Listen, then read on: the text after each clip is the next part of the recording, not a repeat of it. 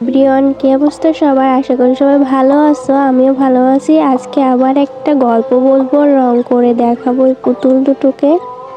চলো গল্পে যাওয়া যাক। এক ছিল একটা মেয়ে।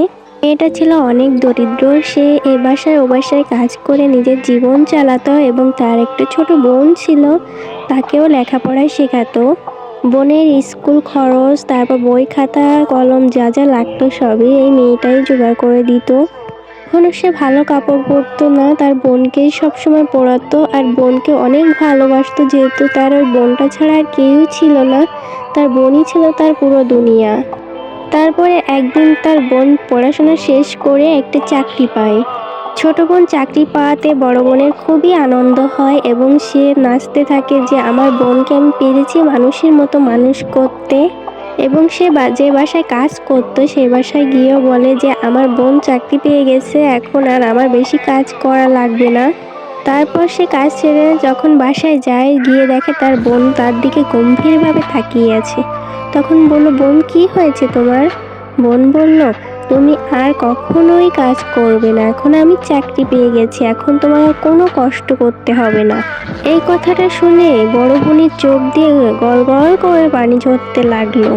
তারপর দুই বোনকে খুব শক্ত করে জড়িয়ে ধরলো আর বলল যে বোন, তুমি ছিলে বলে আজকে আমি প্রতিষ্ঠিত হতে পেরেছি, নিজের পায়ে দাঁড়াতে পেরেছি, তুমি আমার সব। এই বলে দুই বোন মিলে অনেক কান্নাকাটি করতে থাকে। এরপর একদিন বড় বোন খুব অসুস্থ হয় এবং ছোট বোন কাজে চলে যায় তার চাকরির স্থলে এবং বারবার ফোন করে জিজ্ঞেস করতে থাকে, দিদি তোমার কেমন লাগছে, কি করতেছো, ওষুধ খেয়ে নাও, আরো অনেক কিছু বারবার ফোন করতেছিল।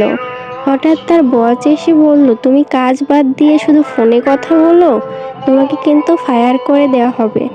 এখন সে অনেক কান্না করতে লাগলো এবং বলতে লাগলো, দেখুন স্যার, আমার একটা দিদি আছে এবং সে ছাড়া আমার কেউ নেই। আমি যে আজকে আপনার এই যে অফিসে চাকরি করি তার পিছনে সম্পূর্ণ অবদান আমার বড় বোনের। আর আপনি যদি এইভাবে আমাকে হেনস্থ করেন তাহলে আমি নিজে থেকেই চাকরি ছেড়ে দেবো, কারণ আমার চাকরি বড় না, আমার বোনই আমার কাছে বড়। বোনের প্রতি এত ভালোবাসা দেখে সে বস বলল, আচ্ছা ঠিক আছে, সমস্যা নেই, আমি ব্যাপারটা বুঝতে পেরেছি, তুমি তোমার কাজে মন দাও। তারপরে সে বাসায় চলে যায়। বাসায় গিয়ে দেখে তার বোন কোথাও নেই। সে তো খুব চিন্তায় পড়ে যায় এবং ভাবতে থাকে, কোথায় গেল আমার দিদি, কোথায় গেল। তারপর সে অনেক কান্না করতে লাগলো। হঠাৎ তার বোন এসে বলল, আরে বোকা, তুই কান্না করছিস কেন, আমি তো একটু বাহিরে গিয়েছিলাম। তারপর একদিন ছোট বোনকে দেখতে আসলো। বিয়ের পাত্র ছিল একজন বড় চাকরিজীবী। ছোট বোন কিছুতেই রাজি হচ্ছিল না বিয়েতে, কিন্তু বড় বোন বলল, দেখ বোন, তুই যদি বিয়ে না করিস তাহলে কিভাবে আমি সুখে থাকবো, আমি তো তোর সুখেই সুখী। তারপরে অনেক কষ্টে সেই ছোট বোনকে রাজি করালো। তারপর তাদের ধুমধাম করে বিয়ে হলো। আর তার বড় বোন একদিন তার বাসায় গেলে খুব যত্ন করলো। আসলে যে যার উপকার করে, যাকে যে বেশি ভালোবাসে তাকে কখনোই কষ্ট দিতে হয় না, তাদেরকে খুব ভালোভাবে ভালোবাসা দিয়েই আগলে রাখতে। এটাই ছিল আমার আজকের গল্প।